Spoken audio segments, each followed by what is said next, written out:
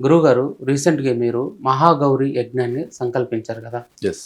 ఎందుకు ఈ టైంలో ఎందుకు ఆ యజ్ఞాన్ని సంకల్పించారు? ఇందులో మాలాంటోళ్ళు ఎలా భాగం కావాలి? నేను మహాగౌరి ఉపాసకుడి కాబట్టి కోటి మహాగౌరి జప యజ్ఞం సంకల్పించుకున్నా. ఓకే.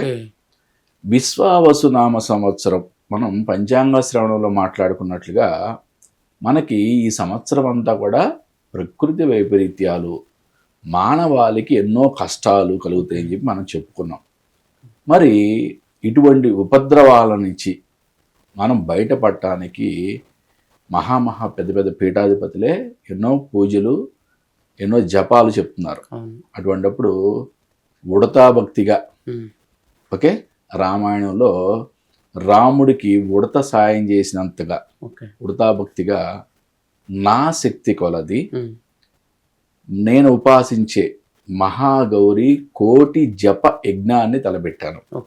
అంటే నాకు దీనికి కావాల్సింది 100 మంది